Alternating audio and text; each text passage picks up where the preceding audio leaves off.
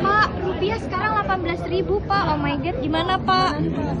Dampak ke pembayaran utang gimana Pak? Dampaknya ada ke surat utang. Dolar Amerika menyentuh angka Rp18.000, angka yang selama ini dianggap sebagai batas psikologis.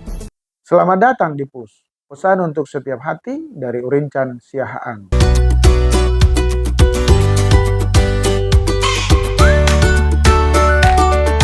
Salam PUS, belajar dari sesuatu membuat kita cerdas.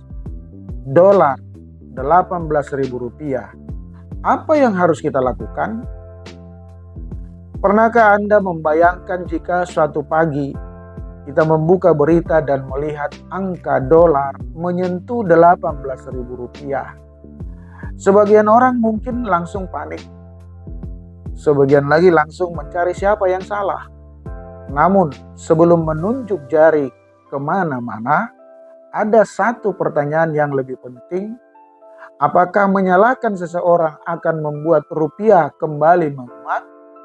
Belum tentu. Karena ekonomi sebuah negara jauh lebih kompleks daripada sekedar satu orang, satu menteri, atau satu kebijakan. Bayangkan, Indonesia adalah sebuah kapal besar. Di dalamnya ada lebih dari 280 juta penduduk. Ketika ombak dunia meninggi, kapal ini ikut berguncang. Yang menarik, Indonesia bukan kapal kecil yang rapuh. Data Badan Pusat Statistik menunjukkan ekonomi Indonesia tahun 2025 masih tumbuh 5,11%, bahkan sedikit lebih tinggi dibanding tahun sebelumnya. Artinya, mesin ekonomi nasional masih berjalan dan terus menghasilkan nilai tambah bagi masyarakat. Ini penting dipahami, karena ketika orang mendengar dolar naik, sering muncul kesan bahwa seluruh ekonomi sedang runtuh. Padahal kenyataannya tidak sesederhana itu.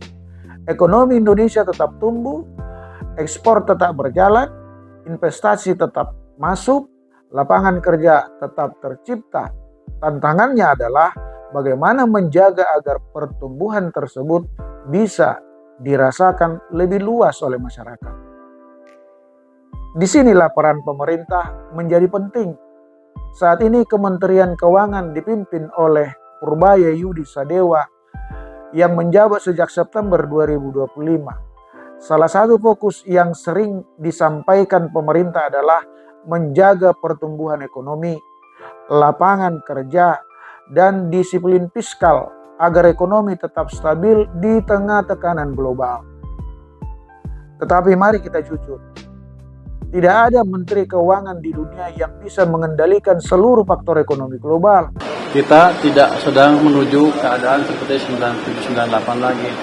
Fiskal kita baik, ekonominya bagus, hanya ada sentimen negatif di sana sini yang mengganggu sedikit terhadap nilai tukar. Tapi itu harusnya bisa diperbaiki dengan koordinasi yang lebih baik antara pemerintah, Departemen Keuangan, dengan Bank Sentral.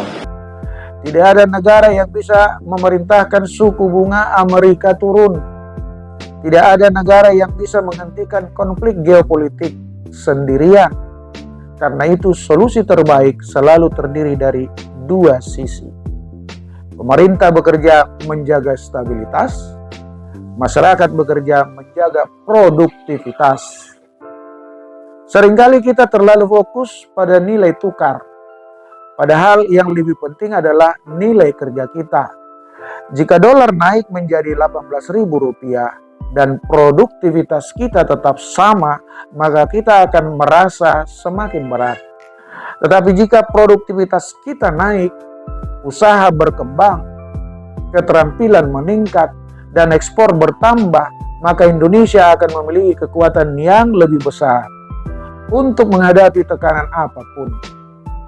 Sejarah menunjukkan bahwa bangsa yang maju bukan bangsa yang tidak pernah mengalami krisis, melainkan bangsa yang mampu mengubah krisis menjadi momentum perbaikan. Bayangkan sebuah kapal besar diterjang badai. Jika seluruh awak kapal sibuk berteriak mencari siapa yang salah, kapal bisa tenggelam. Tetapi jika sebagian memperbaiki layar, sebagian menjaga mesin, sebagian mengatur arah, dan sebagian lagi menjaga ketenangan penumpang, kapal itu akan tetap melaju. Indonesia adalah kapal itu. Pemerintah memiliki tanggung jawabnya, pelaku usaha memiliki tanggung jawabnya, masyarakat juga memiliki tanggung jawabnya. Mungkin kita berbeda pilihan politik, mungkin kita berbeda pandangan, tetapi ketika berbicara tentang masa depan Indonesia, kita berada di kapal yang sama. Pesan untuk setiap hati hari ini, kapal ini akan lebih kuat jika kita membangun solusi bersama daripada menghabiskan energi untuk saling menyalahkan. Terima kasih sudah menyaksikan Push hari ini. Jangan lupa like, subscribe, komen, dan share konten ini kepada setiap hati lainnya. Dan dapat follow saya di Facebook dan Instagram, Rincan Siahaan. Sampai ketemu di episode Push berikutnya. Push, pesan untuk setiap hati.